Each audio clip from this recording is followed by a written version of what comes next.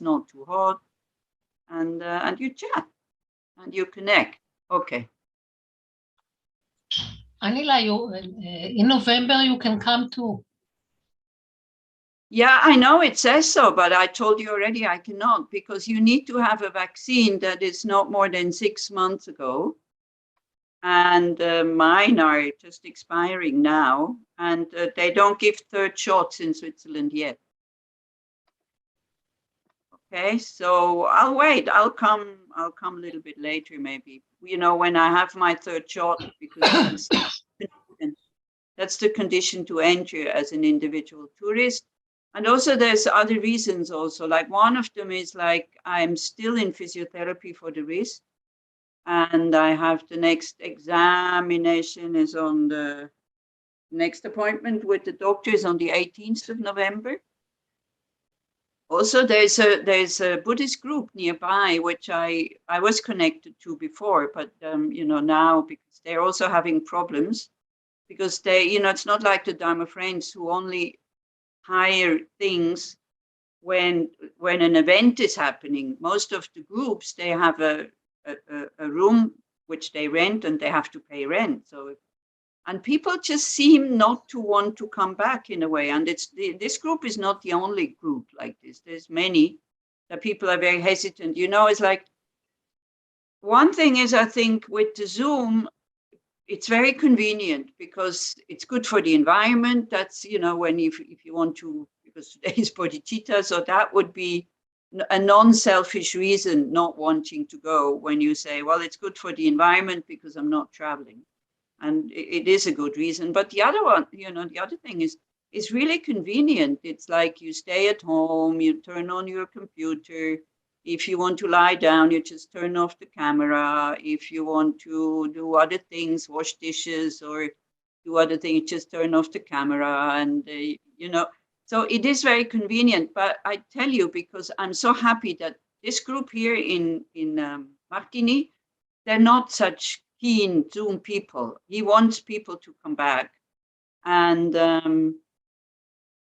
so I've been going like last night, and I go every Thursday. We do puja. I do pujas for them, and we will do animal liberation on La Bodhichtta, and this is why Wednesday nothing is happening. So I'm really happy to be able to go again, even though it's only a few people. It's so different than I have to speak to this kind of screen here than when you are actually having tea together and you're actually talking to each other, touching each other, seeing each other. So, but it seems like the advantage of having a direct connection is kind of the convenience of doing Zoom seems to be bigger than, you know, the human contact in a way, to me. I don't know exactly what the reasons are, why people are not rushing back to the centers now that they could. I don't know how it is in Israel. How do you feel? You know, it's really good to exchange. It's really good that we know your opinion, because the center in Bern, where I was before, they even sent out a questionnaire by asking people, what do you think? Do we actually need a center? Do we need a physical center that somebody has to take care of and we have to pay rent? Or shall we just, you know, just do things on Zoom and online? Salut, Caro. May I say something? Yeah, sure, please. Salut, Caro. On est en train de discuter, est-ce qu'on fait juste Zoom ou est-ce qu'on va dans les centres? So, who wanted to say something? Who was it? Dina. Dina. Okay, hi, Dina. I think maybe the combination will be great, because on one hand, like if there are some constraints, we can have still the teaching via Zoom. But I think there is something energetic when the teacher is present in the room and teach. It's quite different.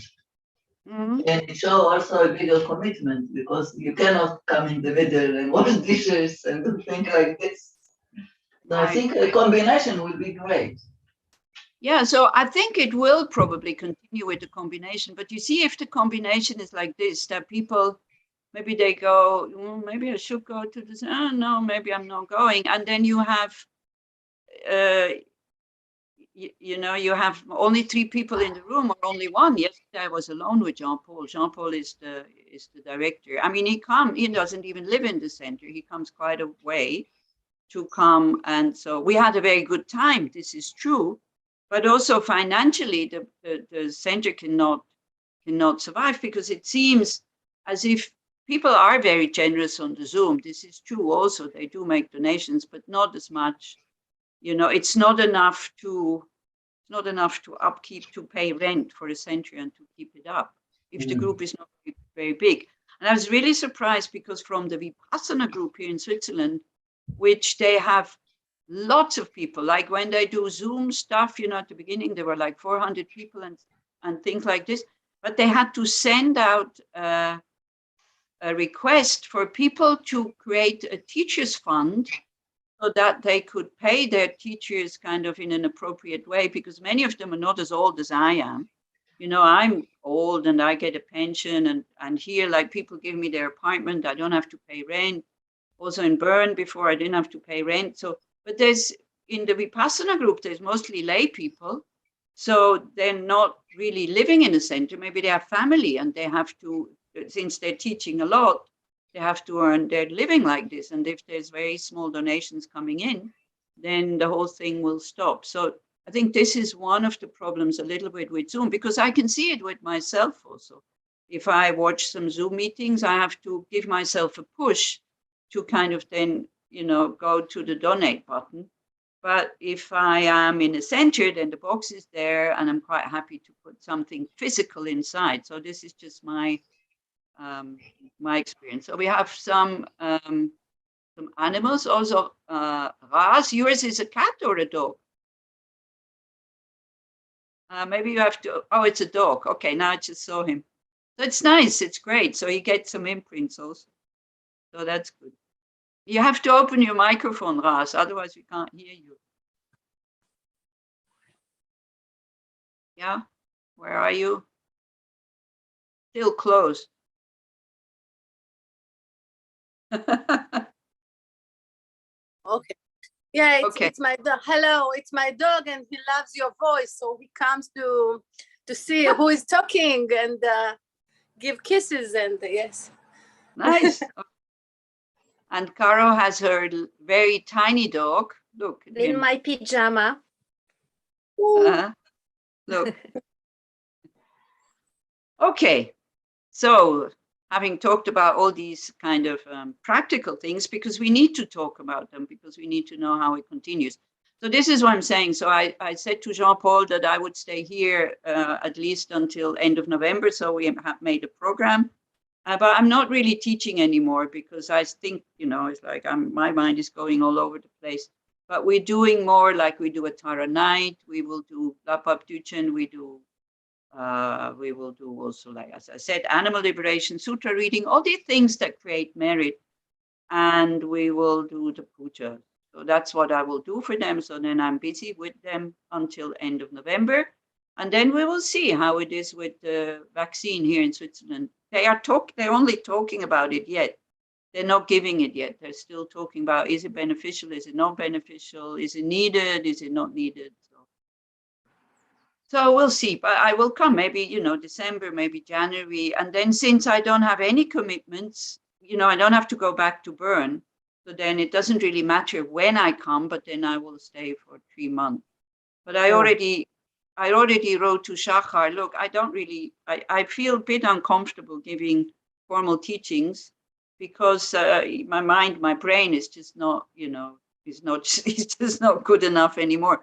The problem is I don't care so much anymore about it. You know, it's like, that's just the way it is. So, you know, what I'm talking, I go all over the place, kind of babbling on about something. And you have such good teachers. And now please don't tell me, no, but you're okay and all this. No, I'm not. I can see it. You know, for me also, it doesn't flow anymore in a way. And then it's not satisfying. So I will continue with the Wednesday evenings as long as people still want to listen to me. I continue, but I understand if they go like, "Oh my gosh, no, thank you very much." So like that. But I will come because I have so much personal contact with so many people, and I will do things for small groups. you know, where the people, you know, not kind of bringing people into the Dharma or things like that, but where people have personal questions or how to integrate the Dharma in their daily lives. Because I see this is true when people say, but you're so experienced. I can see, yes, I do have experience. And since I'm not such a great practitioner either, I know where you can fail. And I know from personal experience where you can be pushing too much. And this is actually, this is the subject of this weekend, which is Bodhichtta. Yeah, right?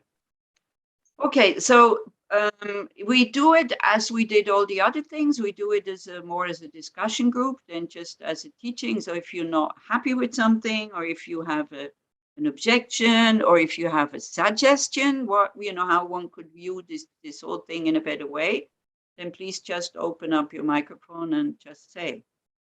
Okay, is that, and I will ask you questions also, of course, like I always do, because it's good for your mind to refresh a little bit what we were doing. So we did the first 2 weekends, and it's like it's the Lam Rim. So it should have been, you know, I'm in Israel, and this is the module of Buddhism from A to Z, or A to Z, as you say, which is which was a program that went on for quite a number of years. And Keshima was teaching it, and I was doing, I think Glenn also was doing some modules. And so we have arrived at Bodhichtta, which then, you know, Tantra is left, and probably the 6 perfections, I'm not quite sure, but we have actually come to the end.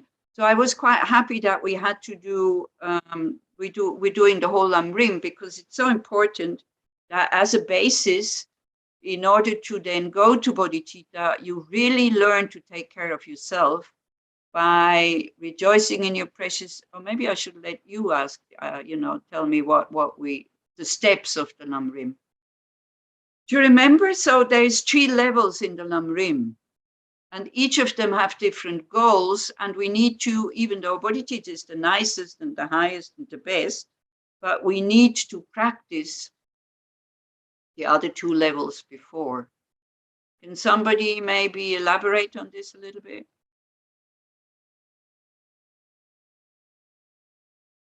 These 3 steps, the 3 levels. Okay, we take as a help the Shantideva.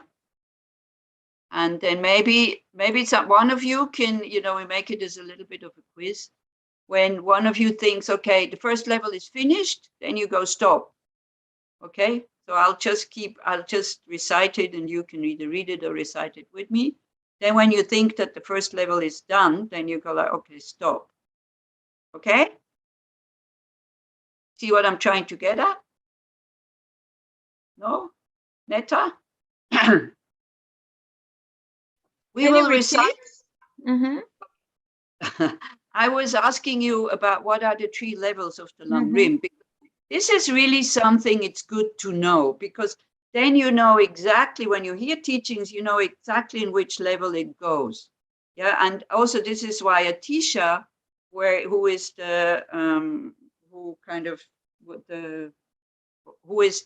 founder, or who came up with this kind of graduated path to enlightenment, with his text, The Lamp for the Path, and then Lama Tsongkhapa just elaborated on it. And also Gampopa kind of elaborated on it with his Jewel Ornament of Liberation. If you read the Patrul Rinpoche's The Words of My Perfect Teacher, then you can recognize the structure, because the structure of the practice is really, really important. And this is why they talk about levels. Like the same way when you go to school, you know, you can't go to university immediately. You have to first know how to read and write. You have to first learn the basic. Okay. So what I said, because this prayer by, it's not really a prayer. It's kind of a short Lam Rim text, what you see on the screen now. And it is divided into 3 levels, but not explicitly. It doesn't say, okay, now we go to the next level.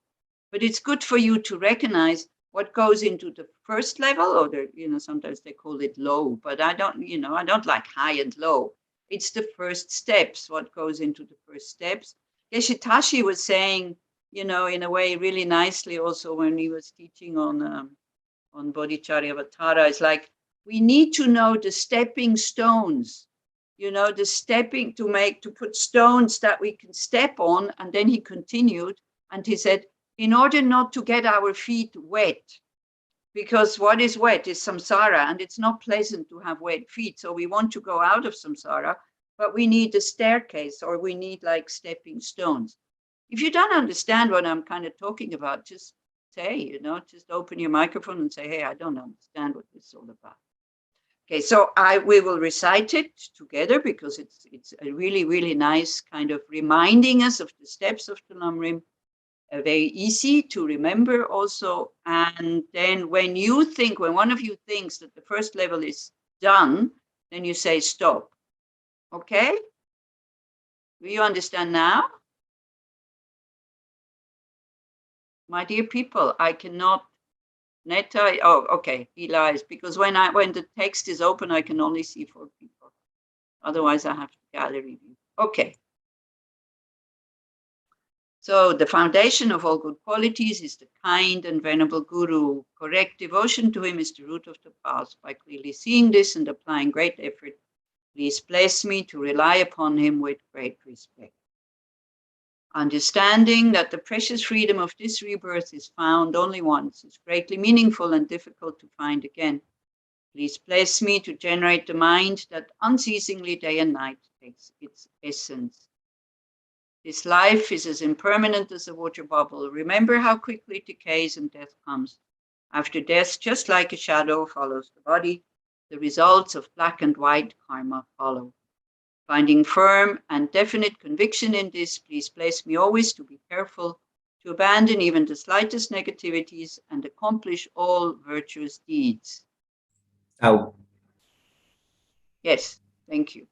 So the topics in this, good. Thomas got 100 points.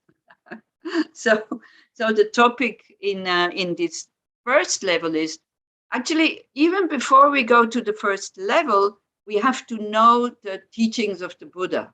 We have to know the Four Noble Truths, right? We have to, and before actually understanding the Four Noble Truths, we have to understand the two truths. This is what His Holiness, the Dalai Lama, is always explaining. If you want to become a Buddha, so first you have to actually start with things that are quite profound and quite complicated, because actually it's not complicated, but because our wrong views are so strong and we are so convinced that our views are right, then that's why the two truths becomes a teaching that is quite profound. Relative truths and ultimate truth, or conventional truth, ultimate truth, dependent arising and its emptiness. And he says, actually, only if you understand this, you will understand the Four Noble Truths, and especially will understand that cessation is possible. The first two truths we understand. I mean, this one is obvious, right? That there is suffering, and these are the causes for the suffering. But then to have this confidence that we can end the suffering completely in order to fulfill our yearning that we have for lasting happiness. I think to have trust in our potential is really good, that you start to connect with that yearning for lasting happiness. Okay, knowing that we will last a long time to get there, okay? But to really connect with it, because this is your Buddha nature, which is constantly calling you. Because you see, I don't have a yearning to have 4 arms or 4 legs, even though it would be very comfortable and very convenient. But I have a very instinctive yearning for lasting happiness. And everybody has this, even dogs and cats. And this is why they're doing what is pleasant. Because when we have a pleasant feeling, we get closer to this well-being. When we have unpleasant feelings, it's unpleasant. We don't like it, it's suffering. Okay? When we have pleasant feelings, at the moment, it is kind of a feeling of well-being. It's open, we feel well, like this. So it's really good to ask yourself, where does this yearning come from? Why do I have it? Why does everybody have it? If it is a goal that can never be achieved. Let's do a reflection on this. So the whole weekend will be a little bit on this. I say something and I would like you to experience it. Because otherwise, this whole thing about the beautiful Dharma, it just stays up in the head if we never experience it. It needs to be in the head. This is true, because just experience, we might not be able to trust it. But if we can combine the intellectual knowledge with experience, then the transformation will almost happen by itself. Okay, so try to find this yearning for lasting happiness in you, not in me, not in your dogs, not in your cats, but to experience it, to feel it, to notice it, to be aware of it, and just to connect with it.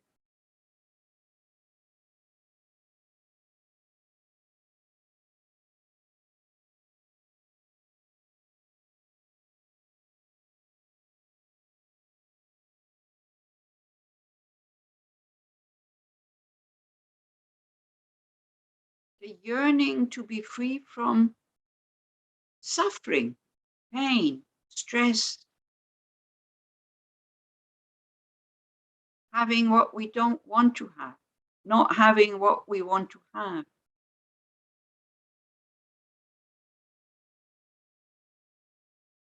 If we could just throw it away,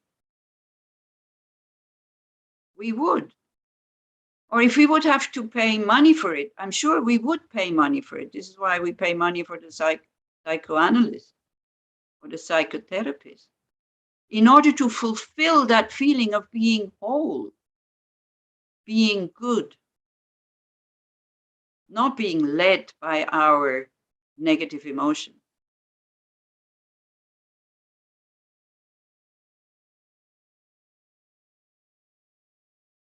So the question is, do we trust the third noble truth, that it is possible to eliminate all suffering and the causes for suffering?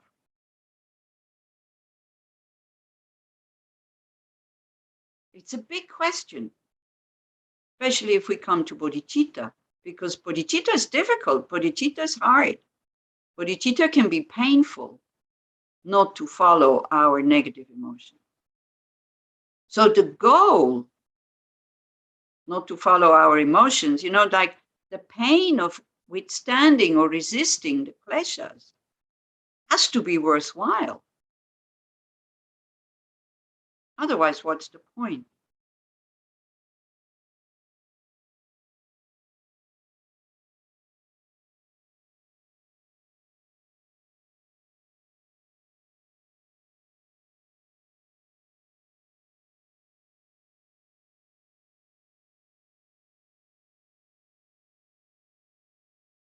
So then when we have this trust, yes, maybe trust is a big word, but at least the faith that we could fulfill that yearning.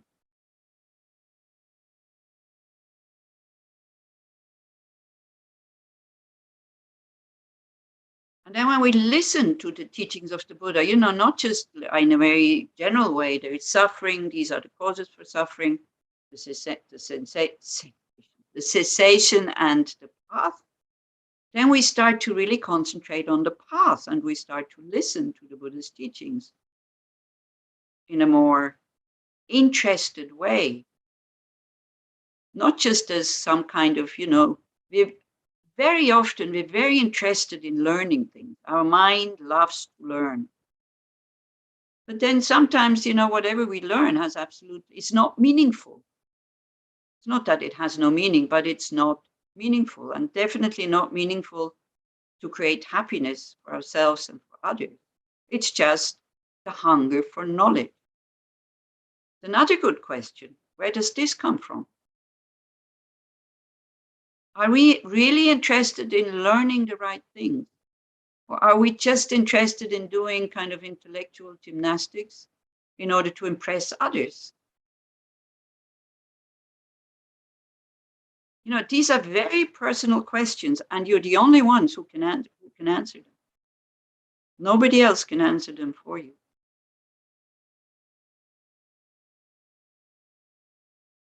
So then the faith in the Buddha's teachings, it will come from whatever you can check with whatever we can check with our quite limited mental capacities, you know, as opposed to a fully awakened being.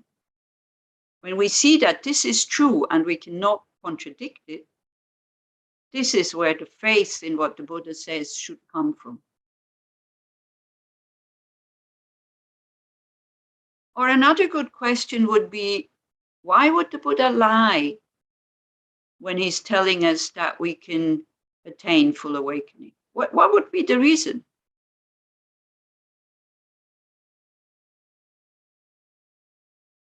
Or do you think, you know, the Buddha is like some being that then after his death, he's just sitting somewhere in the sky or somewhere watching us and counting, oh, how many Buddhists are following me?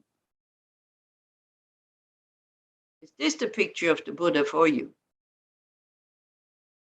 So therefore, this whole thing, you know, was the Buddha wrong? Or what would be the reason for him to lie when he's telling us, I have ceased all suffering and the causes of suffering? And then the past, this is how I did it.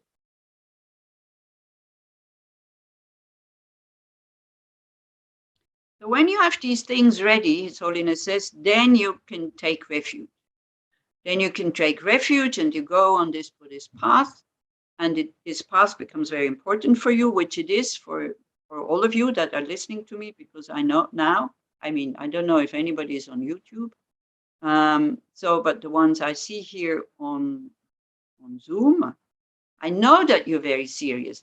And so try to generate a really happy feeling that your previous wholesome karma has not run out, so that you're still interested in achieving cessations of suffering and the causes of suffering, meaning liberation.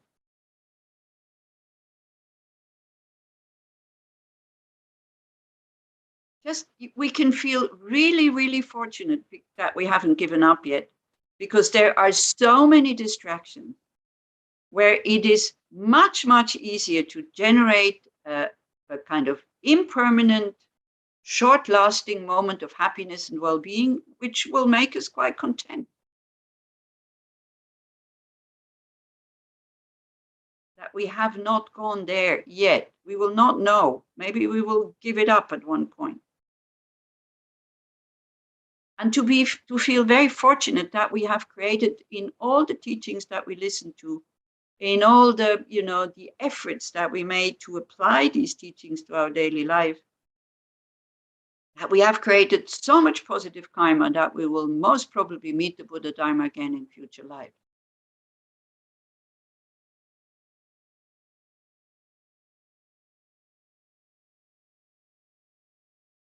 So then what we just recited in this Lam Rim text, short Lam Rim text of Lama Tsongkhapa, was, if you want to go on this path, you need somebody who shows it.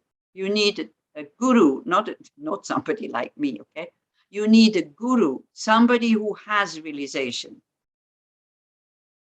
Somebody who really knows intellectually, but also out of experience.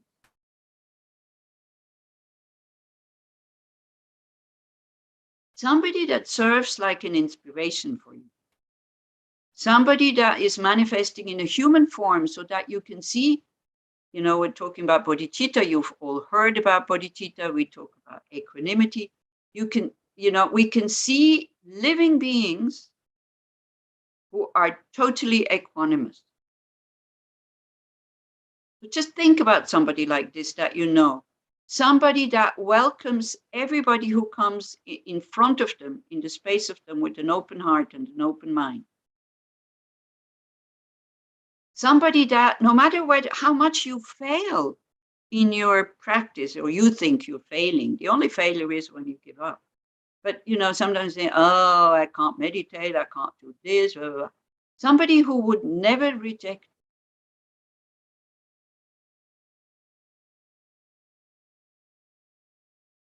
Somebody who is very happy to see you all the time, whether you are beautiful or not so beautiful, rich or poor, you know, white skin, black skin, Jewish, Christian, whatever. Somebody who has equanimity.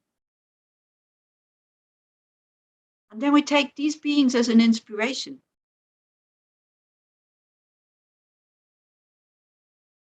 And just by them being present and being human, because the Buddha is very beautiful, but is so far away from me. A human being that I can listen to, I can touch, I can hear, like His Holiness Dalai Lama, or your own gurus. But it's good if it's somebody that you know personally, you know, when you interact with them on a, maybe not daily basis, but cooking for them, eating with them, being together with them. That's why they are the foundation of all good qualities. Because one thing, they can guide you, they can lead you. And the other thing, they become your inspiration.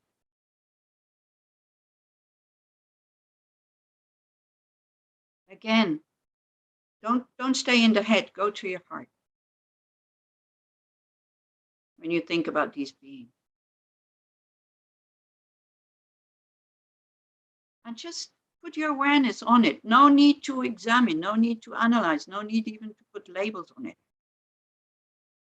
Just experience the sensation that you have thinking about your guru.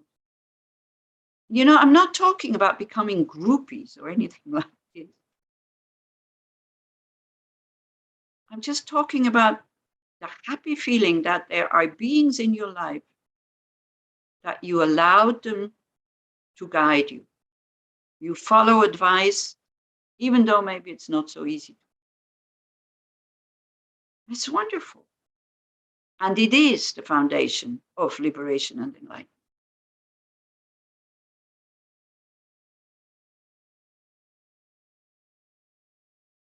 Because we're not just talking about a little bit of mind transformation and, you know, mind fixing now for this life.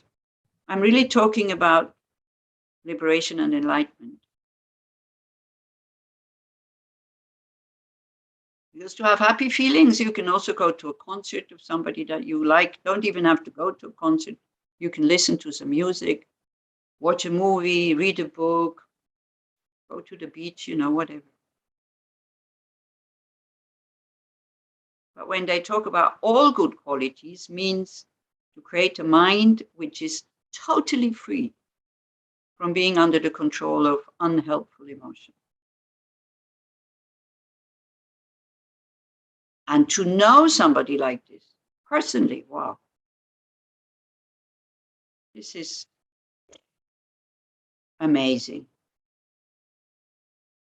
We still have living beings amongst us who have these realizations.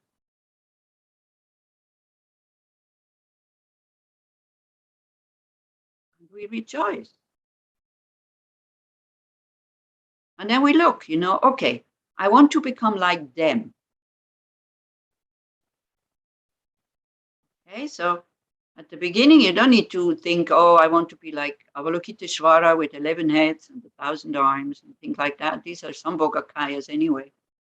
But you think, I want to be like the Dalai Lama. Not because he's famous and everybody loves him, but because he has peace of mind. Or you think about your own personal guru. I want to become like this person. Then we have to check.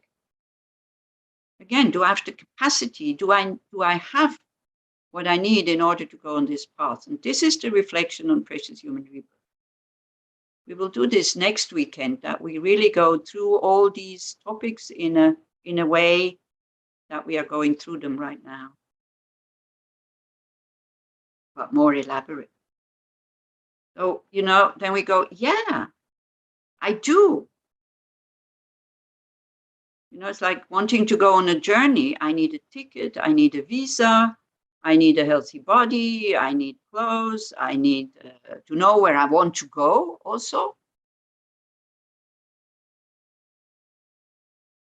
Look, do I have everything that I need to go on this journey? And we can say yes. There's another wow coming. This is so amazing. It is so rare.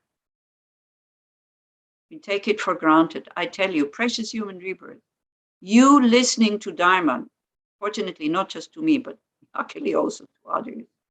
Yeah. This is so rare. And then trying to put it into practice is even more rare, because I remember when His Holiness was in Vienna, there were 10,000 people in the hall listening to him. And right after that, we had a weekend kind of trying to meditate on what he was teaching on. And we were maybe 10 or 15 people. And so somebody asked, okay, where are these 10,000 people now? If you're one of these 10, 15 people or whatever, you know, in the group who continues to practice, you're so fortunate.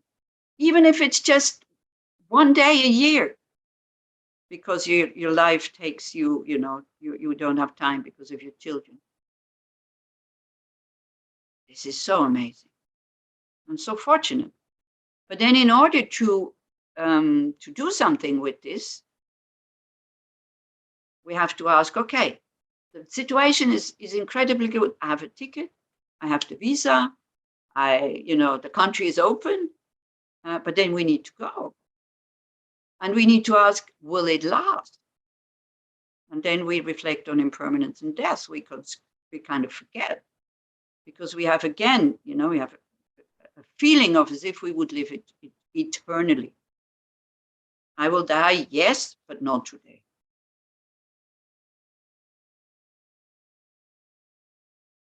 When we see that life finishes, at the moment I have the ticket and the visa. I don't know what will happen in my next life. We'll have another precious human rebirth. So that gives us some kind of urgency to, with joy, engage in practices. And it's not just listening to teachings. It is watching your mind for negative emotions, and as much as possible, not acting them out. Negative emotions, they will arise, whether you want or not, because of, you know, because of the karmic imprints that we have. A karmic imprint meets the situation, the condition outside, and poof, you know, it ripens. But the first thing we do, we stop collaborating with them. We stop acting them out with body and speech. And when we think about death, what kind of new karmic imprints we want to take with us, then we start to become very careful. Now, when it says black and white karma will follow like a shadow, that's the only inheritance we will take with us. Last Wednesday, Netta was asking, what is meaningful? Well, whatever creates, you know, a good visa card to take on your next journey, so that you have the freedoms to practice again, that is meaningful. Now we have a cat also.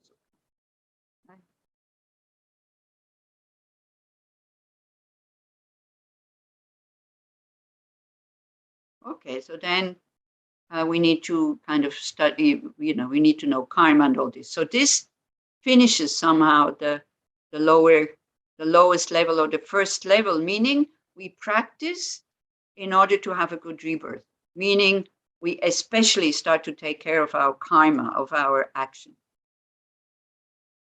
Okay, so then we continue.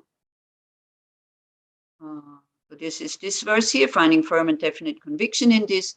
Please bless me always to be careful to abandon even the slightest negativities and accomplish all virtuous deeds. So we come to the middle level where we not just want to have like a really good human rebirth where we have plenty of resources to deal with our problems. Yeah, this is one of the beauties in a precious human rebirth, or as a human, you know, we have so many resources in order to amend whatever is not right, but it's still not liberation. So then we go to the middle level. Seeking samsaric pleasures is the door to all suffering.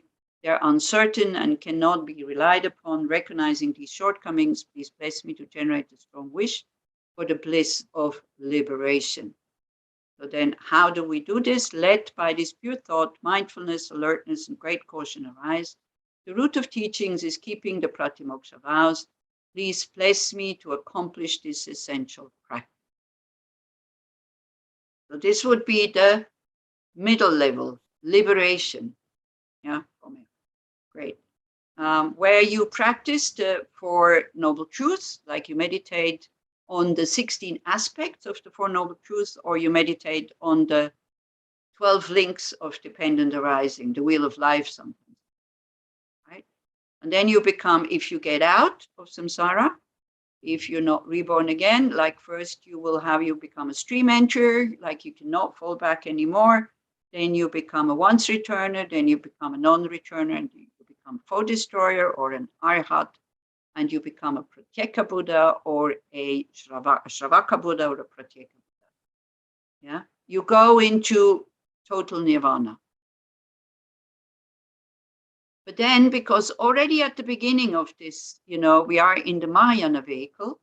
So already at the beginning, we have made a decision. I'm not doing that just for myself, even though these first two levels are about myself.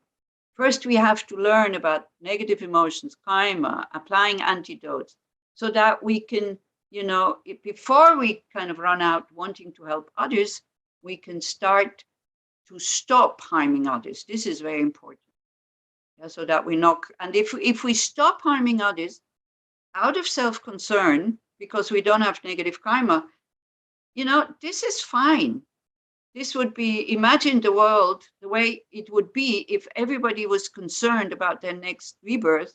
And because of that, they would not kill, they would not steal, they would not do sexual misconduct, they would not lie, they would not, you know, harsh words, they would not divide people with their words, and they would not just gossip about anything. And they would try to transform envy and harmful thought and wrong views. Can you imagine the world, how it would be? How would it be? What do you think? Amazing. Amazing. So we can see with ourselves, these first two levels we have understood, but have we realized them? Did they come from the head to the heart? Okay, I haven't. And why? So this is why it's not enough to know it in the head. We have to try again and again and again and again. We have to pick ourselves up again and again and again and again when we think we have failed. Same way as a baby.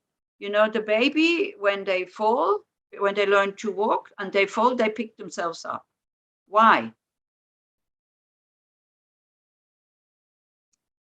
What is the main reason, or what is helping them to just very naturally get up again?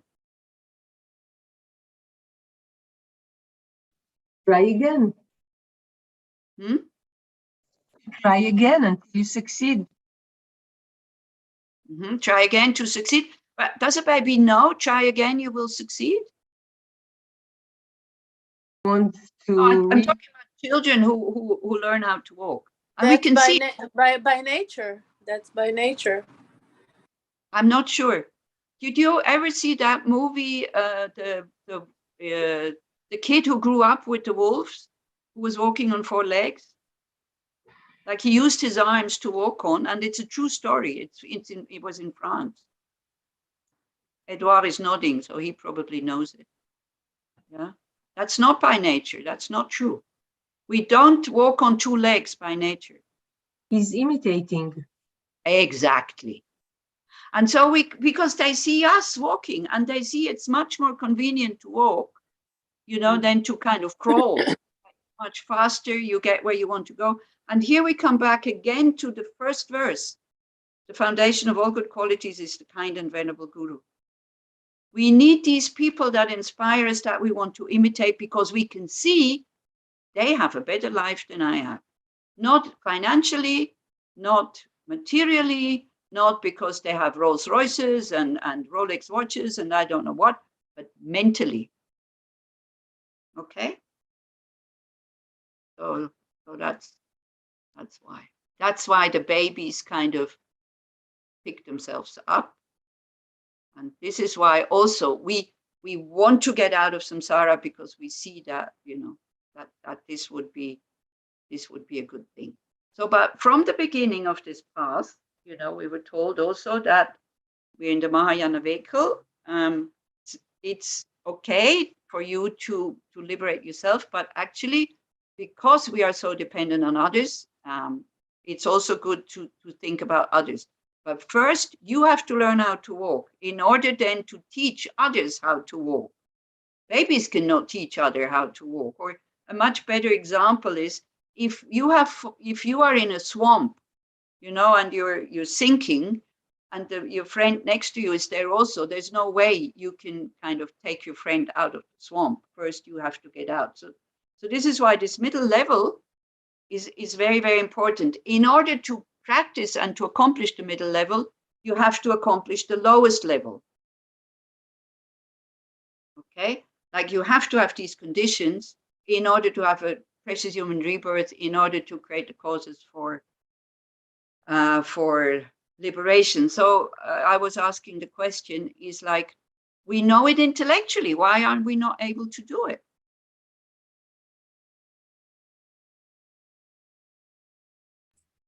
I think part of it is I think part of it, at least for laypersons, is society and I don't know, like everything we see is commercials and TV and media is like almost communicating the exact opposite values of what we really need in order to be happy. Yeah, and even amongst, if you say society, so we talk about Western society, even amongst Eastern society, because I can't remember, maybe Carol remembers, maybe it was Geshe Tenzin Zopa, who was also saying, when he was younger, becoming a monk was a great honor for a family, right? So they were very proud or becoming a geshe, actually, because becoming a monk maybe not good enough, but becoming a geshe, it takes a long time, takes 20 years. And then, these geshes, when they're in India or in Nepal, they don't earn, much money. They can't support their family with what they earn, because the money is going to the monastery in order to support all the other monks. So the family only gets the honor. They don't get anything material, but still it was considered as something very good. These days, much better. The kid goes to America and, earns a lot of money, sends the money home so that the family can build a house. So it's not just our own society. It's also, it's really taking over. And what is always amazing me, but I'm going in the same direction, right? But what is always amazing me, we all understand that these are not good values. And we all do it.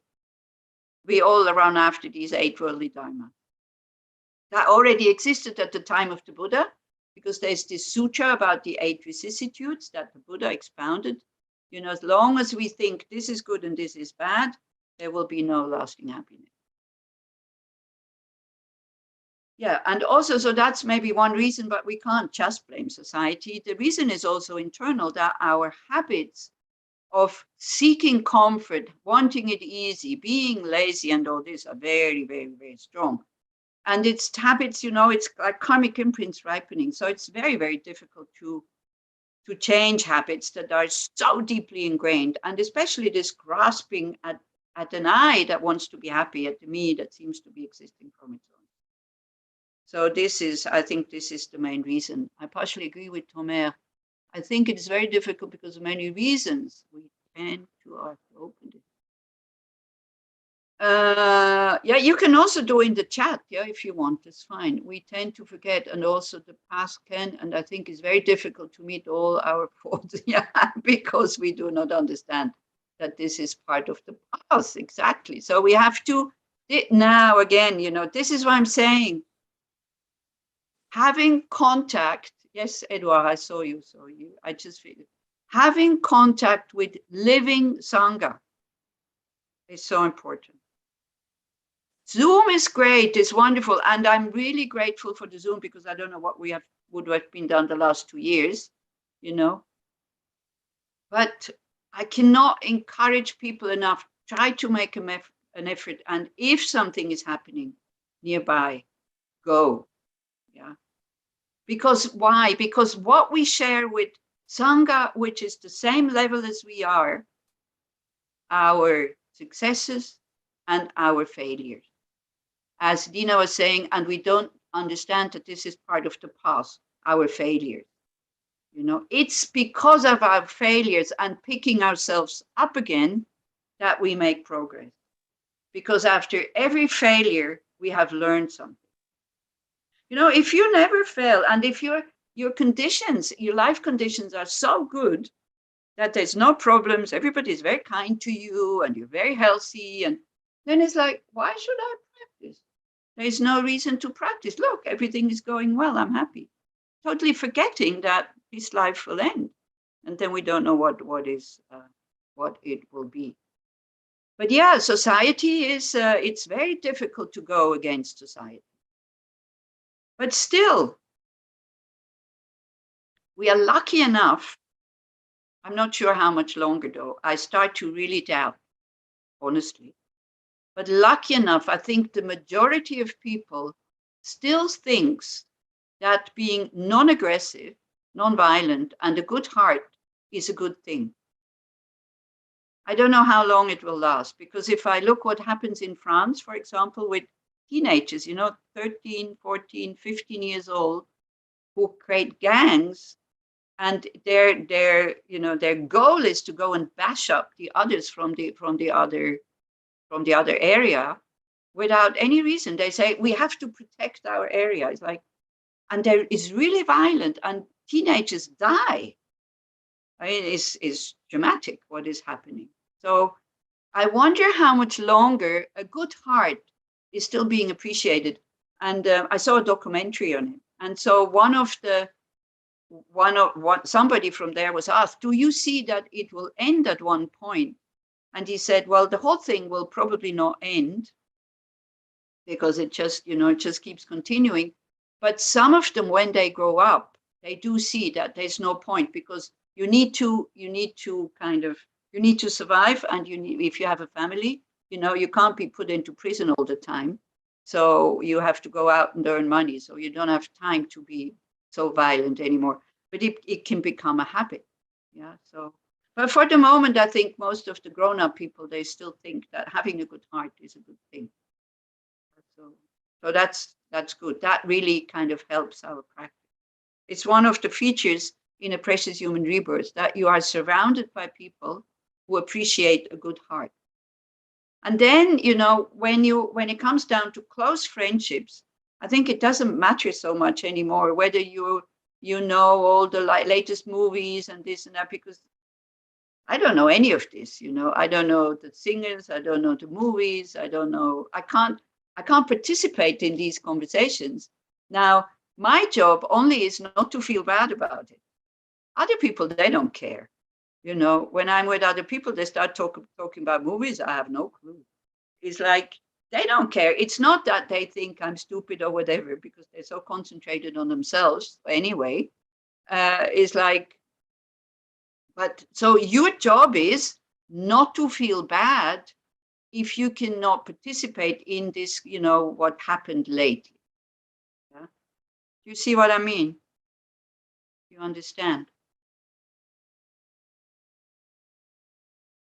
Oh yeah, Edouard, you wanted to say something. Sorry, I almost forgot. If I forget that you have raised your hand, see, this is why I'm saying the teaching becomes really difficult, because I keep forgetting. Yes, Edouard. Yes, thank you. Thank you, Rita. I think that there is an inextricable tension or contradiction between the survival for life, Right. looking for, and the search for happiness. We kind of, as you mentioned earlier, if everything's fine, I have money and well-being, I'm healthy, I feel okay. There is, I don't feel the pressure.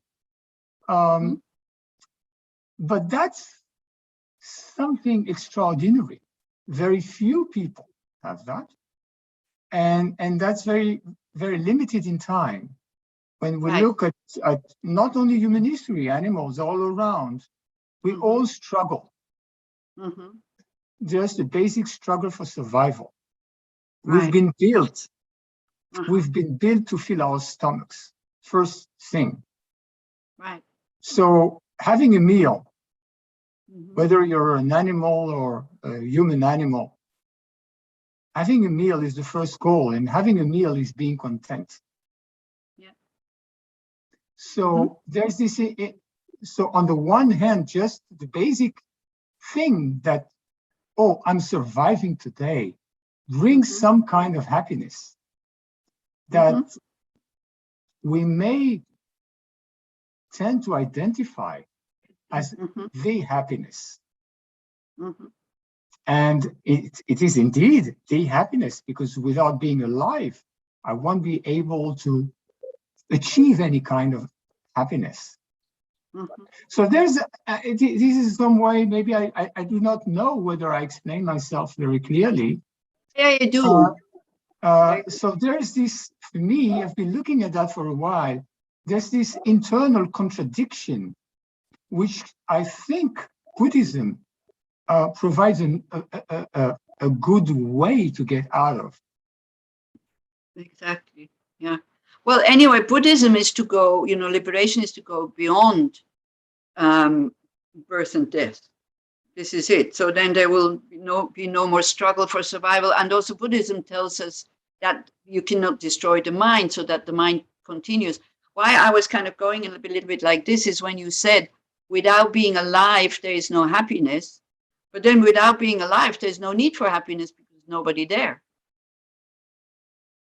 So that's a contradiction, not a contradiction, but that's a question I've been asking myself. It's one of the basic things about Buddhism. So if all sentient beings achieve liberation, then there's no life anymore. Okay, this is one of the questions that the Buddha said, don't think about this, it's not important. It's not important. So it's like, because we don't really know what it means to be a Buddha. And I think also because this was the view of the lower schools, lower in the sense of earlier schools, it's better than to say lower. Earlier schools, that nirvana, everything stops, right? But then the Buddha was explaining on Buddha nature in the third turning of the wheel, where then, he starts to explain, but then you have all these capacities and you still exist, but as a non-suffering being, like the mind cannot be destroyed. The mind will still continue. How it will continue and what it will be, I think this is too high for us, or too far away for us to understand. Because you see, if you would have asked us, if you would have given a mobile phone to a scientist 500 years ago, maybe even the best scientist 1,000 years ago, you would have explained how it works, but he would not have been able to grasp, because he wouldn't have made the steps to understand why a mobile phone can work. I mean, I still don't understand. But anyway, do you see what I mean? So if the Buddha is starting to explain, so he didn't really explain exactly, he just said it's beyond concepts, it's beyond words. Yeah, so whether the world will finish at one point or not finish, this was a question the Buddha was asked. He did answer it, but he answered it like this. He said to Bahu, whoever was asking the question, if I give you this answer, it doesn't help you to understand the first noble truth of suffering. It doesn't help you to understand the second noble truth of the causes of suffering.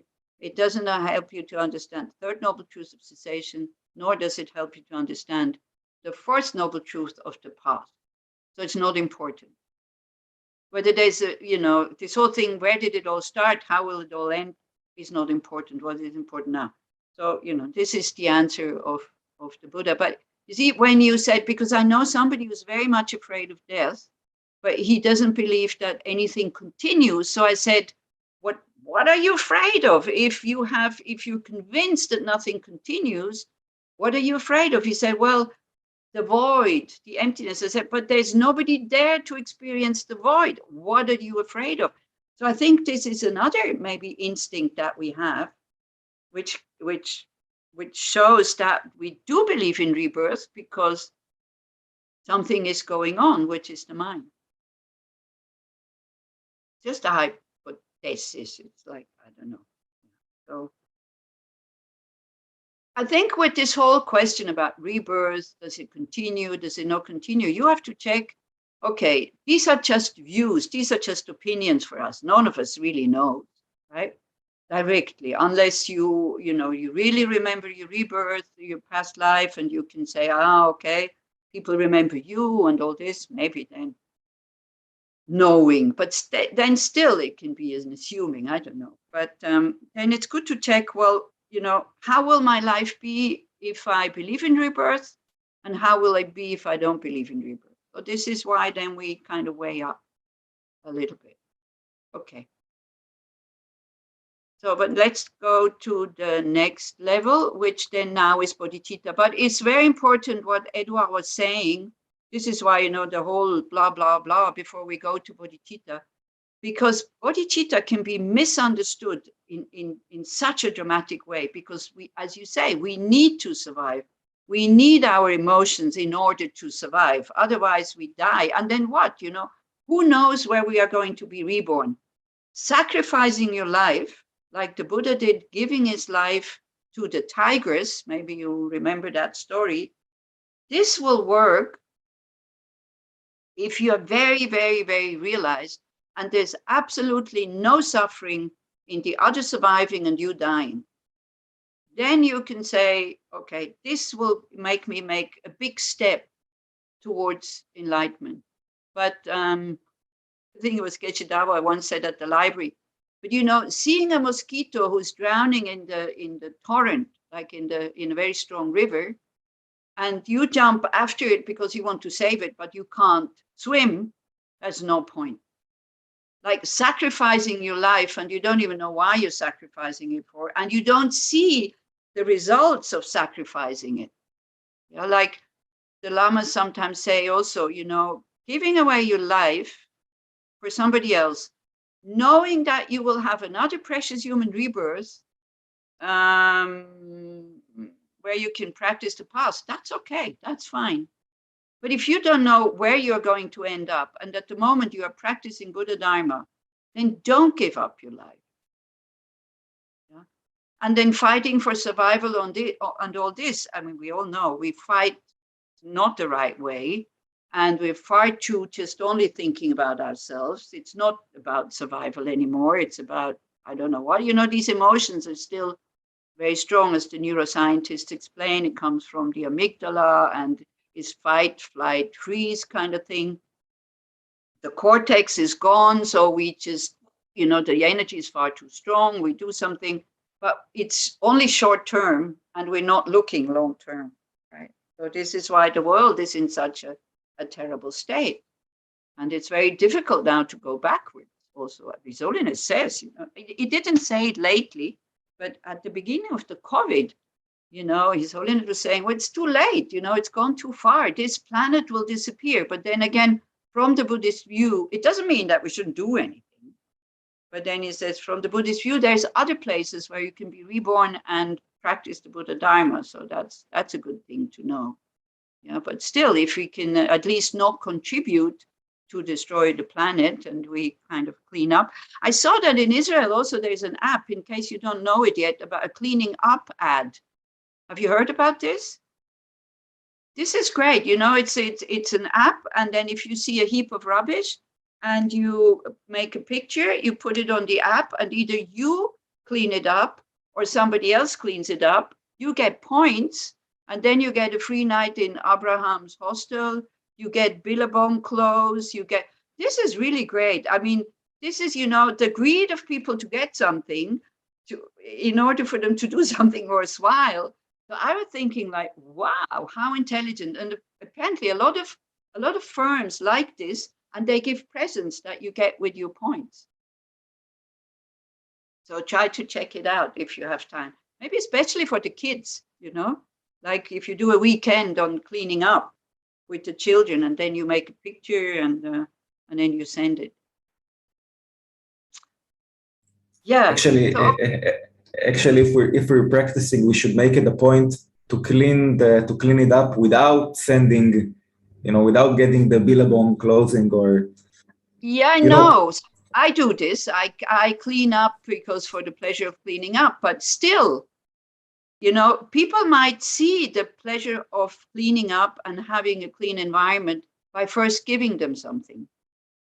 Yeah, of course, that would be ideal, but otherwise they don't do. But there are cleaning up activities some weekends where you don't get anything. I think also in Israel, isn't it? Where people go in groups. So this is why it's good to go in groups. We used to do in Yechiam, you know, which, because I don't know if any of you remember, Yechiam was full of plastic everywhere. So we used to do on the meditation day, instead of doing walking meditation, everybody had to go. No, they didn't have to. But I asked everybody to go and pick up as much plastic as possible, and then they would come back quite happy, actually. Yes. Einat. Not exactly. Thank you. I think different from Tomer, because I think with children, in the beginning, you give them something. It's like normal education. At the beginning, you give them something, so they do what seems to be the best thing or the good thing, and then they learn, and you give them something, and then they learn to appreciate it. It's like a behavior education. But after so it's give you some habits, good habits, and then you adopt them without the reward. I agree with you. I totally agree with you, because, you know, cleaning up is not so pleasant because it's dirty, it stinks, and all this. You can do many more things that are much more pleasant. So if we have to do something that is unpleasant, if there is a reward, of course, as a Buddhist, you can go, oh, I'm cleaning up my negative emotions, blah, blah, blah. And the reward will be that you have done purification practices. Yeah. Also, the Buddha Dharma, you know, we do have a goal, and we should not be attached to the goal, but we need to know where we want to go so that the effort is worthwhile. So, yeah, of course, the best would be that people don't throw things out. That would be the best. Yeah. So, but also maybe it makes them aware when they go and clean things up and they get Billabong closed. It makes them aware that it's not good to throw things out.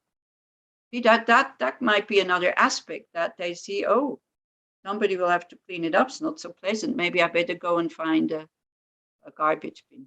Also, the cleaning thing is not so pleasant, but at the end, when you see the result, you feel good. So this is also something that you learn only from practicing. Yeah. Unfortunately, our mental result, we don't see so drastically. We can't put it on a scale, you know, we can't weigh it, the garbage that we have purified when we do purification meditation. But we see it in our behavior if we are aware. Okay, so now we go to Bodhichtta, because as I said, all these things that we discussed is really important, that you're not damaging yourself with Bodhichtta, you know, too enthusiastic and too much giving up yourself and too much only for others and all this. This is why these steps come before. Once you are well, once you have become a non-needy person, or like a non-nutnik, and, you know, everybody else gets the piece of cake, you don't get it, and all this. And even if you go hungry and other people are full, or you give up on things that you also need, and you're still happy, then you can kind of go into bodhicitta. But even though now we can still kind of see the benefit of bodhicitta and have a wish to practice it, okay? But don't forget, bodhicitta is an attitude.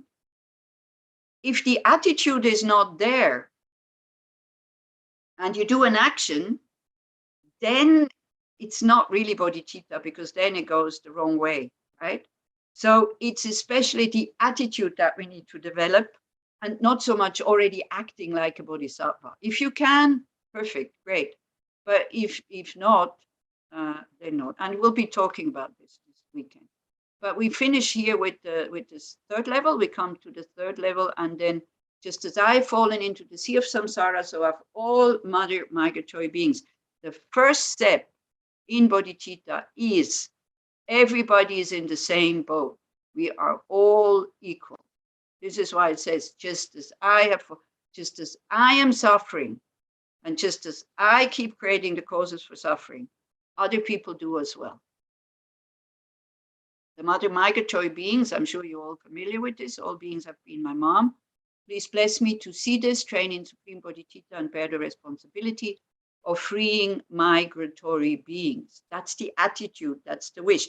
The same way as having, the mother having the wish when her son is sick, and the mother wants the child to be healthy. But the attitude behind it is not just the child should be kind of getting rid of that sickness that he has now, but that also kind of that he's happy forever after. Like this kind of far-reaching attitude. And this attitude with training becomes a habit, same way as now we have eco-chitta. I'm very concerned about my happiness. We will be concerned about the happiness of others. Now again, not even the Buddha could save the world. The Dalai Lama cannot save the world. And this is a bit frightening. I think I already said last time, or I said it in the Wednesdays. If there would be a omnipotent God, the whole thing, what's happening on this planet would be kind of not so worrying, because you could think, okay, he has power. When he thinks, or she, that we suffered enough, he or she can stop it. COVID, pandemics, violence, wars, famines, blah, blah, blah. But there is no such a being in Buddhism. We have to do it ourselves. So we can't just wait and say, okay, I'll wait until this being who has omnipotency, maybe it's called, who is omnipotent, will then finally, snap his fingers and say, okay, finished. Maybe now they understood. Let's try again, and have them a bit happier existence, and then see whether they spoil it again, or whether they have understood, again with the throwing away, whether they have understood that they shouldn't throw away things and should not be negative. Then, we can say, okay, I just sit here and pray. I just sit here and pray and ask this being to come on, please, we've suffered enough.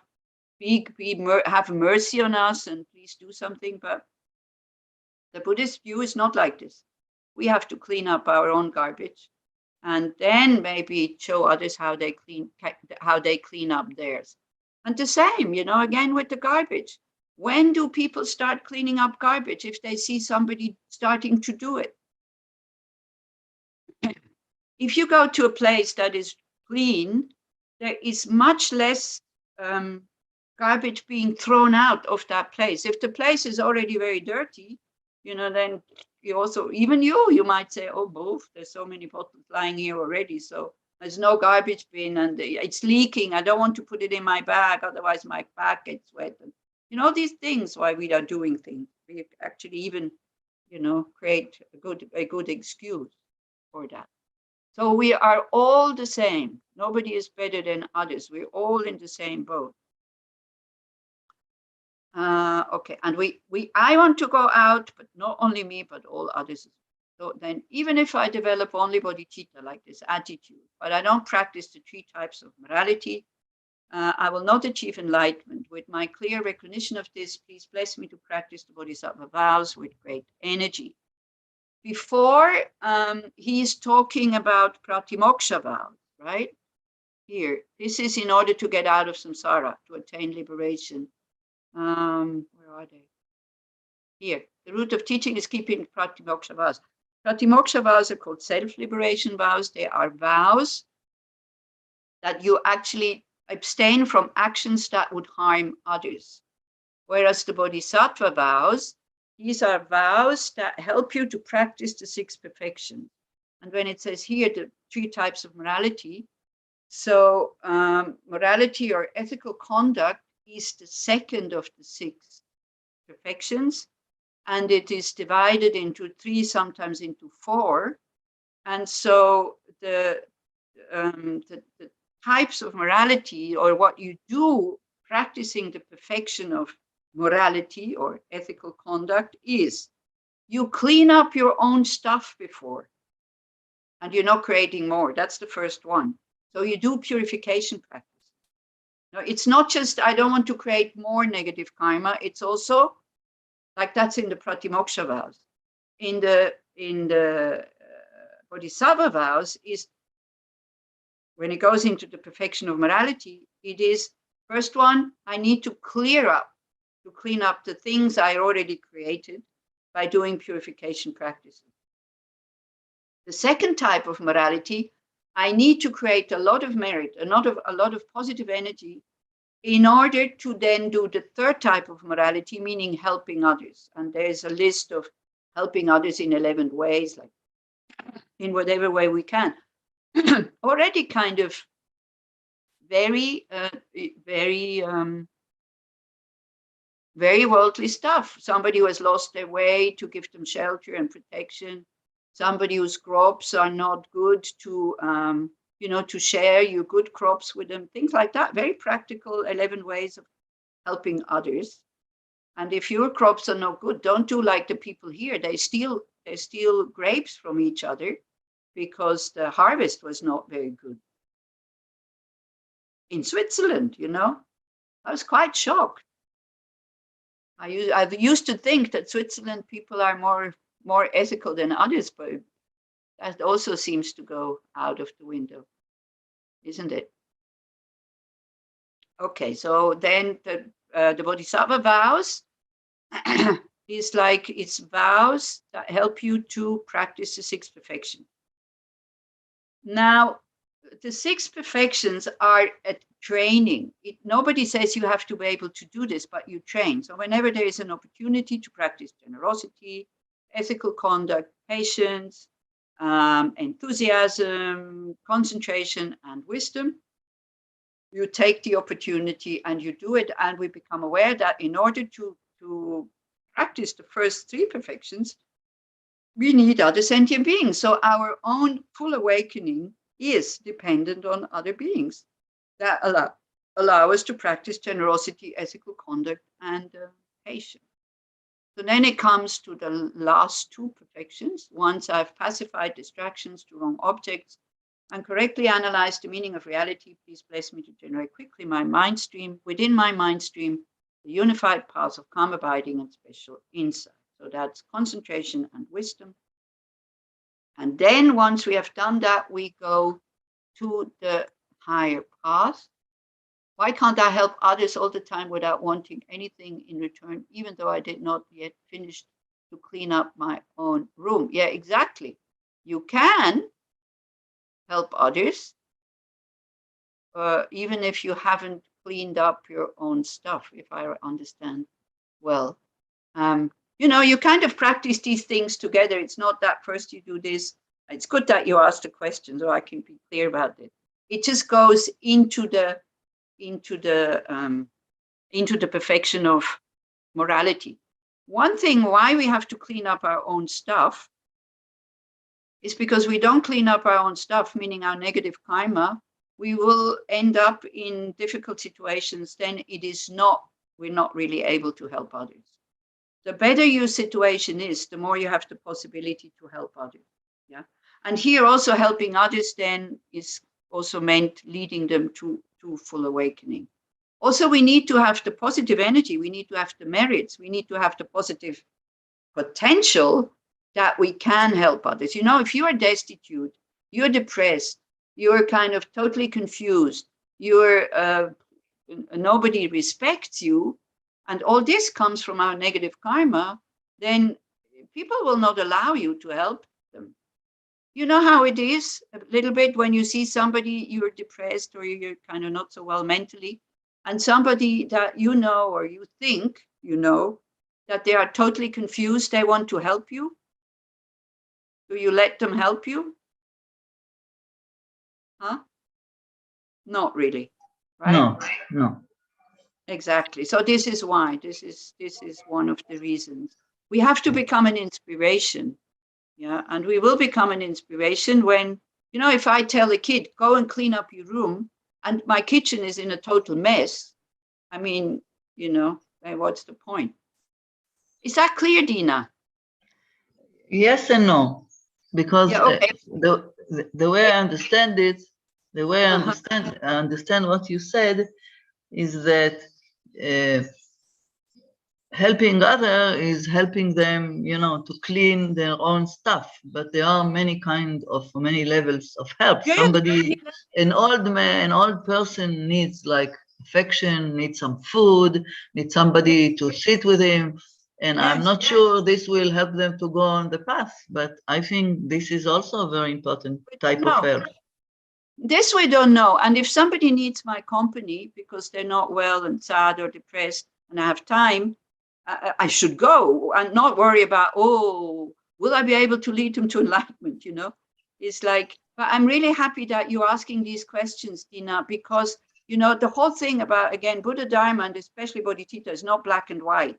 You know, even though it is said like this, but then there's exceptions and there's other things.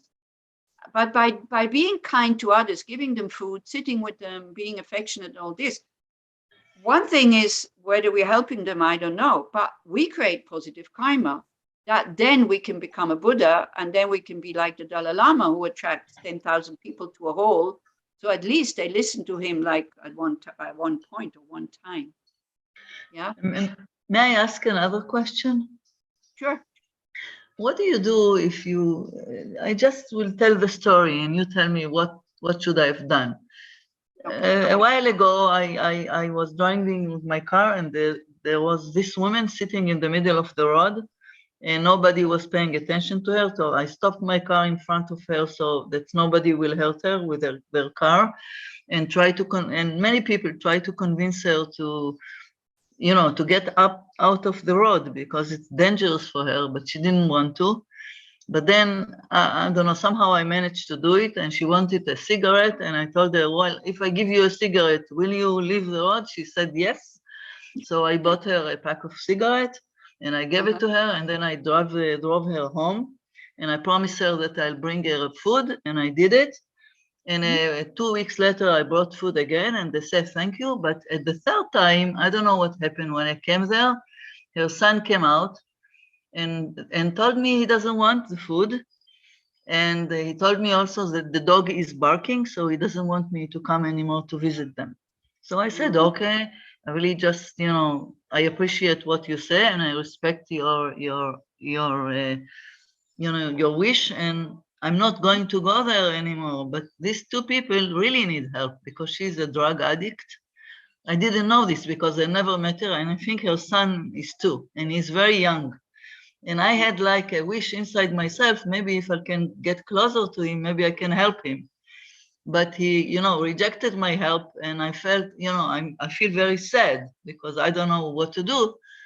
But maybe I was not very skillful, and that's why I got him scared, and he didn't want to see me anymore. I don't know. Can't be bothered. He doesn't want to be the victim. You know, there's many reasons why people don't accept help, or they don't want to recognize that they're having a problem. It's many, many reasons. This is why, Dina, we have to become Buddhas so that we know, shall I just leave them now? And then maybe they find their own way or they purify the negative karma, whatever. Or should I involve, you know, social people, social workers? Shall I make them? We don't know. And this is why we have to become a Buddha, because you see, like helping them maybe makes them even more depending and more demanding and all this, or not helping them makes them jump off a bridge. Well, in Israel, there's no point jumping off bridges. They're not high enough to die. But, you know, like Yes. it's here, jumping off the bridge. That's how people commit suicide, is by jumping off the bridge. So we don't know, but we do as best as we can. And I had almost the same situation at one point because I was in Vienna and we had a workshop on actually, and the title was help. Somebody wants to help me. You know, this whole about Bodhichtta, this whole helper syndrome and, you know, almost forcing that they accept your help, and although they have a lot of problems and all this. So that was the topic. We were discussing that. In what way can we help in a skillful way? It was, so we had to go to the center quite early because, you know, nobody's living there in order to arrange it. So, and it was Sunday morning, it was beautiful weather. And somebody said, well, it's okay if you want to go to a walk, you don't know Vienna, you can go to the park. So I went to the park, and then a lot of drunk people were, not a lot, maybe 10, yeah, were lying there and sleeping from like the night before. And one obviously homeless lady was sitting on a bench. Also, you know, you could see alcoholic and all this. And she had her bare legs, and she had holes like this, 3 holes like this infected in her bare legs, right? Now, I'm, you know, injured kind of. So I'm not a nurse, I'm not a doctor, I don't know what to do. But then I thought, oh gosh, you know, we have this with the Bodhichtta, I have to do something, right? So then I kind of walked past her, then I came back and I sat down next to her. Now, no, yeah, all the other benches were empty. So I sat down next to her, and stupid as I was, this many years ago, I wouldn't do that anymore, and say, oh, wow, this doesn't look nice, as if she doesn't know that this doesn't look nice, right? And then she looks at me and she says, who are you? What is your name? What are you doing here? And is it allowed just to sit down without asking permission? And so I said, well, my name is such and such. I'm a Buddhist nun. I'm here because I'm going to give a workshop, blah, blah. And then she said, do I give you the impression that I want to be alone? And I said, yes. And I left. And I left without a bad feeling, because what I would have offered is to bring her to a hospital, maybe pay the bill or something like that. But she didn't even let me. Yeah. But I came back to the group with a really good example what not to do. You know, because we approach these people with this kind of attitude. Oh, I can help you, meaning you are lower, I am higher. That's not so nice, you know. I agree. So if I would have said, maybe, I don't know, I would like to help you if you let me, could I, or something like that. But also then, you know, the people told me, no, in Vienna they have hospitals. She can go there if she wants. She gets treatment without having to pay for it. It's absolutely not a problem. So, and we had doctors and nurses, because I was also thinking, shall I bring her back to the group? You know, but then I also thought, because also bodhisattvas of groups, sometimes they bring abandoned dogs and cats and even people to groups, and then they go like, you know, the group, okay, now you look after them. Like in Bodh Gaya, where people pick up all these poor dogs. How many of you have been in Bodh Gaya? Me, no. Huh? No. No. Okay, in Bodh Gaya, there's a lot of, you know, the dogs are not spayed. So they have puppies, and the mothers are skinny, like I don't know what. They have no fur because they have scabies. It's really, really bad. And sometimes they get injured because they get run over by cars. They're not dead, and they drag themselves on the street. I mean, it's really sad. And Adriana Ferranti has a tuberculosis station, but also she takes all the dogs. So she has about 150 dogs. Wow. In a big compound. And they're all stray dogs. So when you come, you have to be careful not to get bitten. And they all come, wow, wow, wow, wow. You know, it's quite scary to go and see her. So people, what they do, they pick up the dog and they kind of bring it to her, but they never give her any money for the food of the dog or the medicine, what they need. And so I always tell them, it's nice to be kind, but also, you know, don't just dump them on something. But people said, yeah, you could have brought them here, because we had doctors and nurses on the course. And but as you say, you know, it's good sometimes to feel this feeling of uncertainty. You don't know what to do, because what we want to do something beneficial long run. You know, the best would be you short run, you give them drugs so that they have what they need. They don't have to go out and kill and steal or prostitute themselves. But in the long run, this is absolutely not beneficial. In the long run, beneficial would be to put them into an environment where they can recover from their addiction. But first, they have to want to do this. It's the same way for us.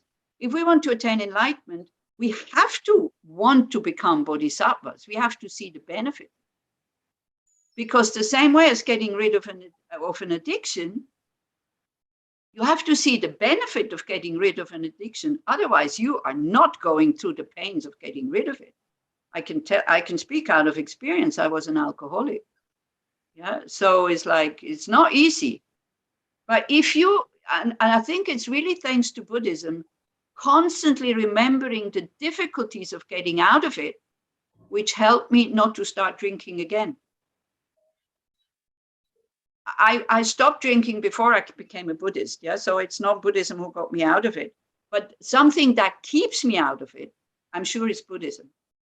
By being aware how difficult it is, it's not worthwhile to have that short moment of relief because the desire is there, and then to go through the whole pain of kind of going through this whole thing again, right? And I think the desire is totally gone after, when did I stop? 85. So what is it? 35 years, almost half of my life. So half of my life, almost half of my life, I was drinking because I started when I was 15. And half of my life now, I was not drinking alcohol. And I don't have to wish to, even here, I'm in a wine country. So people don't understand when you don't drink. So the best thing is, I say, oh, I was an alcoholic, then they understand. And they leave me alone. They're not pressing it on me because they understand. And they're alcoholics. Now, all I have to do is not feel better than them and tell them they should stop drinking. Because here they start quite early in the morning already.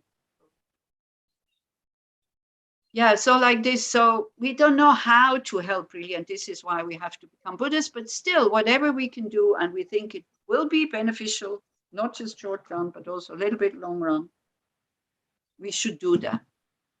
Okay, so before... Huh? Thank you. Yes. Oh, you're very welcome. Edouard. If I may, I would like to share a short story. I think it's funny, yes, but it's very telling, and I think it's along the lines of this discussion that Dina started with. Mathieu Ricard, that I guess most of you know, is a Buddhist monk. He comes from France. He's got a PhD in molecular biology. I think he's about your age, I guess. I think he's a bit younger, but yeah, he was in Geneva yesterday, by the way. And Mathieu Ricard has written books, and he's giving a lot of lectures to, I guess, anyone who wants to listen. And he told once a story that he was invited to give a seminar at a very, very large company about altruism and Buddhism. And so he gave his seminar and lecture and questions, etc. And about the search for happiness and all what we're talking about. And at the end, the person who organized it, the speaker says, the chairperson says, well, thank you very much. And now we're going on with the serious stuff. Yeah, right. Yeah, this is it. I tell you, Mathieu Ricard is another. He is so inspiring. If you ever meet him personally, he does everything that you're not impressed by who he is. He is so naturally good. I mean, he's so amazing. Maybe I already told you the story. At one point, he came to Dharamsala to listen to teachings of His Holiness. And because there was no more other space, he sat down amongst the nuns. And the nun who was sitting next to him, she didn't know him. So she said, quite, in an unpleasant way, she said, oh, this is for the nuns. You can go over there to the monks. And so then he got up and he left. She said, oh, yeah, sorry. And he went over there. I mean, he could sit on the stage with the Dalai Lama, right? So, but he came late, so he just sat down somewhere. And then somebody else said, don't you know who this is? And the nun said, no, why? Why is he sitting here? This is the nun space. That's Mathieu Ricard. And then she was all kind of embarrassed. But he is somebody who has equanimity and so much joy. You know, when they just being with him, he's so light. He has a heavy body, but he is mentally, he's so light. He's amazing. He's really amazing. So if ever you can meet him personally, he was in Israel, wasn't he? He was giving teachings in Israel. The Dharma friends had invited him, Boaz, I think, Boaz Amichai, and with Chechen Rinpoche, Chechen Rabchang Rinpoche. He was there many years ago. And, you know, so they had, so Tenzin, that year, Tenzin Palmo was there and Matthew Rika was there. And so they had, of course, rent big halls for them, you know, 900 people and all this. So Boaz was still head of the Dharma Friends at that time. So then right after them, I came. And then they said, oh, maybe we should also hire, you know, a big hall. So I said, look, I am Ani Rita, okay? I'm not Tenzin Palmo and I'm not Matthew Rika. If you want me to be Matthew Rika and Tenzin Palmo, I would love to be, but I'm not. So it's like, you know, what are you kind of talking just because they are so good and are so inspiring? I am, you know, so that it was really funny how people sometimes start to put pressure on you because you have all these good examples that may be dressed in the same way, but it doesn't mean that you have the same capacity. So yeah, so this is it, you know, but I think it's changing because, of course, you know, I get all these emails because I'm a nun about all these courses and classes about ethical conduct, concentration, mindfulness, blah, blah. So I have a feeling that something big is happening in the world, but it's not really big. It's a little bit like the Meretz, you know, fraction in Israel, where I thought because all the people I know that vote, they vote Meretz. So I thought it's a big party, you know, because all the people I know, they vote Meretz. So, and then I saw they have 5 seats or something like that. So it's a little bit like that. Yeah. So it's, as you say, the world still goes into, let's see, serious stuff. Also, when they have the World Forum in Davos in Switzerland, they invite Mathieu Ricard also. So, but it's one, you know, out of all these other magnanimous kind of oligarchs there with lots of money and coming with the helicopters and all these things. But still, we can work on our own mind. And this is what the Buddha is telling us. This is the good news, you know. Working on the outside and with others, it's nice, but it's not really changing your own mind. So your job is to change your own mind, and then you can be an inspiration for others. So before the break, we just finished with this, with the stages of the path, the short version. So we have generated bodhicitta, and it doesn't matter how long it takes, we will want to attain full awakening, so that we have the qualities of a Buddha, which is universal compassion, universal wisdom, universal skills, how to help others. And not being omnipotent, but being omniscient, knowing, you know, long run, what is of benefit. And being able to say, no, I'm not going to help them. They can pick themselves up. And this is also where the gurus are. You know, this is also where the gurus are for. Sometimes they give you tasks and it's really difficult, but they know that you can do it. You know, other people, they have really easy life, you know, no commitments, this and that. And they don't get these commitments because I think the lamas know it's not beneficial to give them all these tasks. They would just break, or they give difficult tasks to people who cannot fulfill it because they have to learn that they have to learn to say, sorry, I can't do it, you know. So that's the purpose of a guru giving you tasks, is so that you can stretch your borders. And you will suffer, it will be difficult, sometimes also happiness, but you will not break. Or if you break, the guru is there to catch you. But it's not just, you know, so that you have a really good and comfortable life, by the way. Okay. Now, so now when you have all this and you don't, it doesn't matter how long it takes until everybody is enlightened, then you want to go on the quick path. And I was kind of pushing people a little bit in last Wednesday that they go and do a Tara session with Leora because of, you know, time of death, when the mind naturally goes into clear light, and then you can use it by if you have done tantric practices, you might recognize the clear light as the nature of your mind. For that, you need to be very realized, but we have to start somewhere. Yeah. So having become a pure vessel by training in the general path. The pure vessel is that you have developed bodhicitta, meaning you're not doing it for yourself, but you're doing it for you and all others. Okay? It's also not you're doing it for the others, but not for yourself. You're doing it for everybody. So having become a pure vessel by training in the general path, please bless me to enter the holy gateway of the fortunate ones, the supreme Vajra vehicle. At that time, the basis of accomplishing the two attainments is keeping pure vows and samaya. So these are the tantric vows. They're even more difficult to keep, but vows are, at the beginning, it's not to keep them. It's wanting to keep them and then being careful as much as possible to keep them.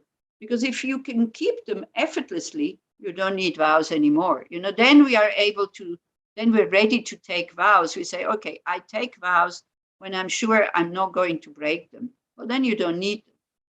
Yeah, you see, but the vow for me to not to drink alcohol, at 2 occasions, I really needed it not to drink.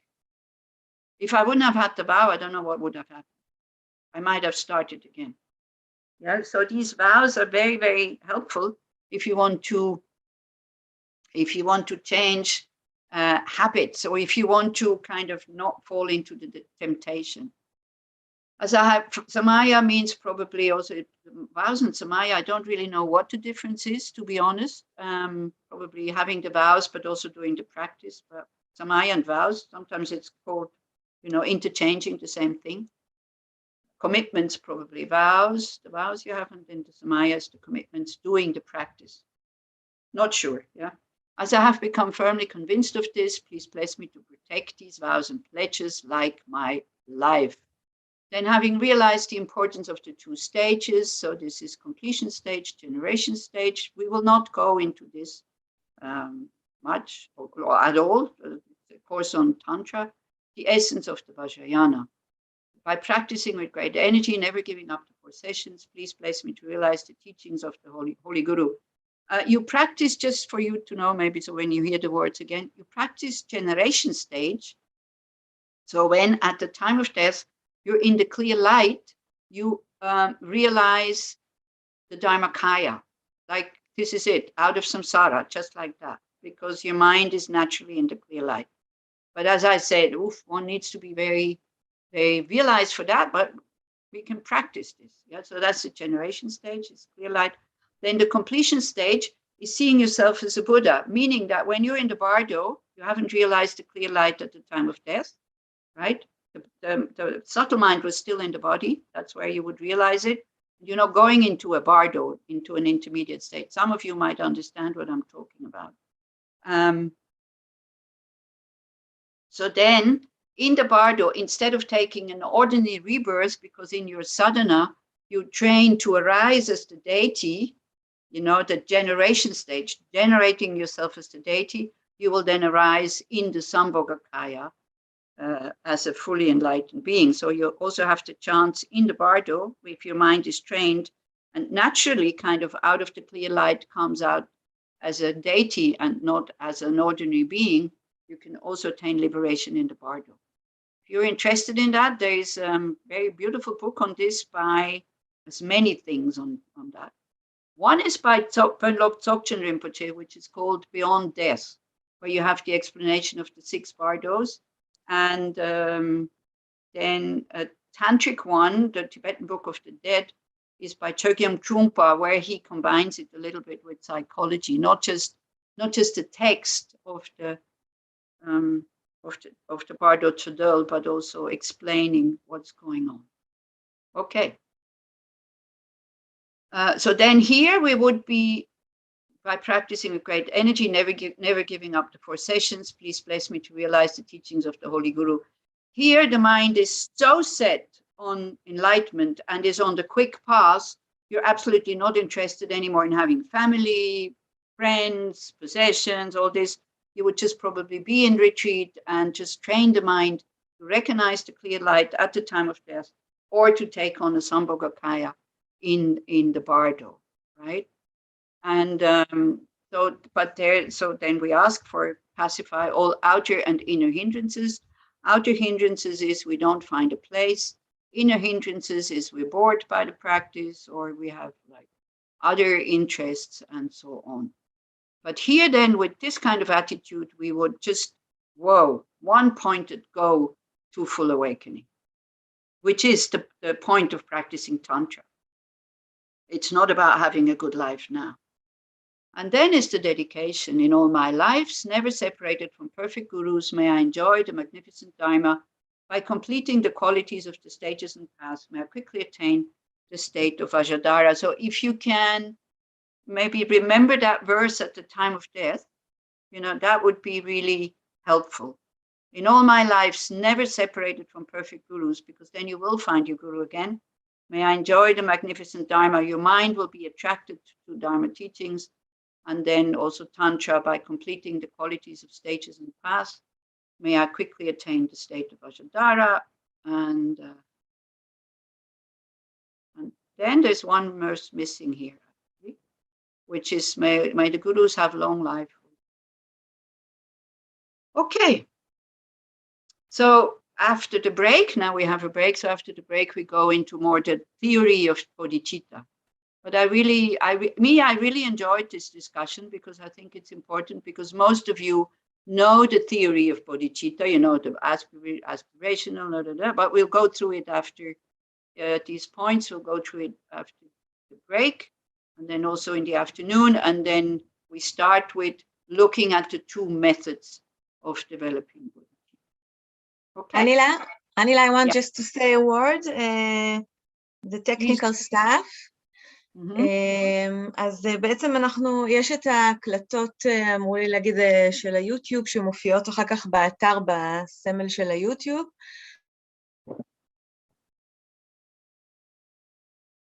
אפשר גם דרך האתר בסוף הפעילות, ואני גם אשים בצ'אט קישור, שצריך לפתוח אותו עם השיפט, וכך הוא ייפתח. אז זהו. I finished. Okay. Thank you. I leave the computer on, so I don't have to log in again. Yeah, but I'll turn off the camera and the sound. So see you in 25 minutes, okay? Okay, great. Thank you. And if you're not coming back, it's perfectly okay. Also, enjoy your free time or whatever you need to do. Joy is very important on the